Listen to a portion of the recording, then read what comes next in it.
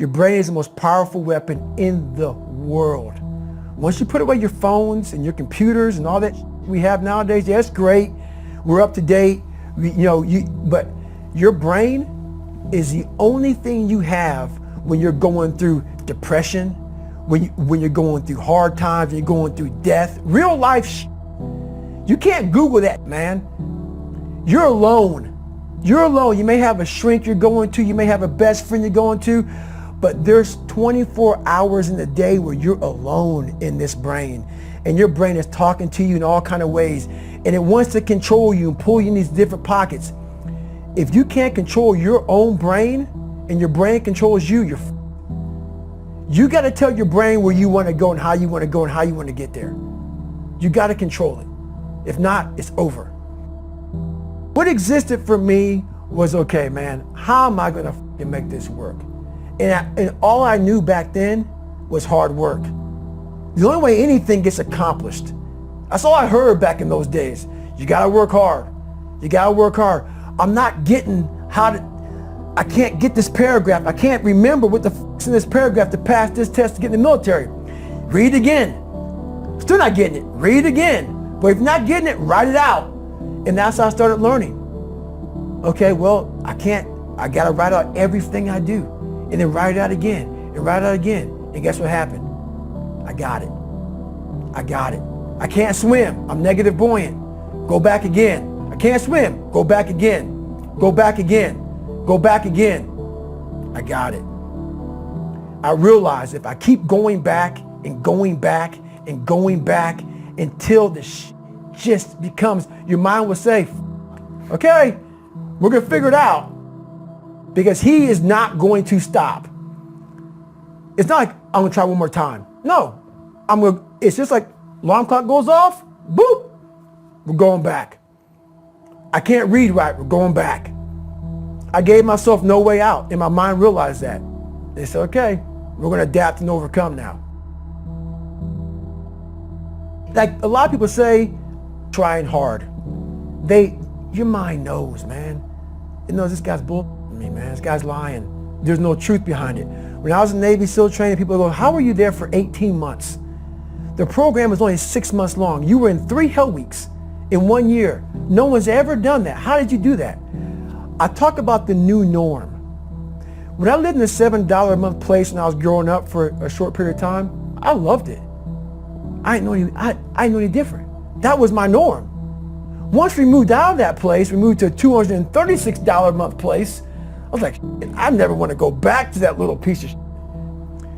But if you go back to that $7 a month place and you realize this is where I live, this is all I got, your mind says, roger that, this is home. So when I was going through Navy SEAL training for 18 months and going back through all the hard parts over and over again, I told myself after the first time, I knew it was going to be a long journey there.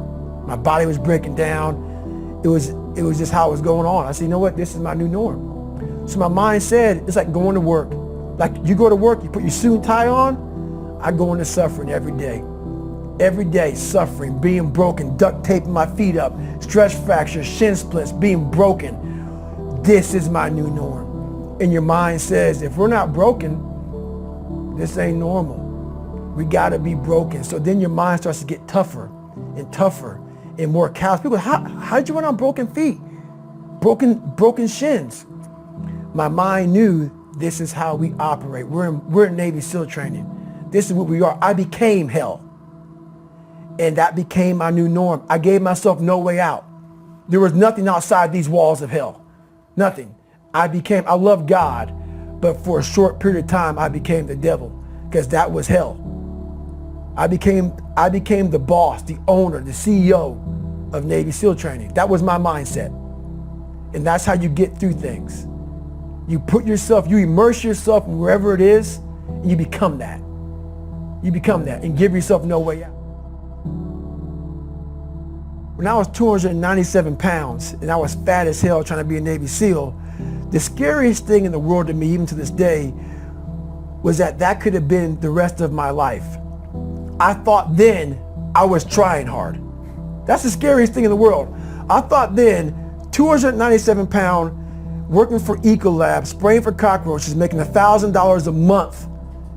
I thought that was me at my 100% potential. Come to find out, a few years later, I wasn't anywhere near that. 106 pounds less, graduated Navy SEAL training, went on to do all these other things. Looking back on that, that was me trying hard. That's why people got to understand what is in us. We have no idea until we start trying hard. And I mean really trying hard, where you're obsessed with, hey, this is my new norm. My new norm is that, wow, this isn't always fun. It's not always meant to be fun. And that's when you know you're trying hard. People hear my story and think this guy is sadistic. I realized how the brain works. I figured out how the brain works. I'm a scared kid, and that's what gives me so much power. I had no foundation, and I built this off of just researching the mind. The feeling you get is basically invincibility. You realize that you can't do it all the time. When you need to do it, I know I can go to a place that I can live in. And when you know that you can run on broken legs and you can do certain things that a lot of people can do, but they're not willing to do, this power, this sympathetic nervous system of fight or flight, and you're fighting, it gives you this charge of energy of when you're sitting there at 3:30, 4 o'clock in the morning and you're duct taping your feet up because they're broken, and you're doing it by yourself, and you're going through arguably one of the hardest training in the world. And these guys, most of them are healthy, and you're going through it broken, and you're already at a disadvantage, but you're still there. You can feed into that and tap into that for a lot of power. But if you look at it, well, I'm broken, man. I'm not going to make it.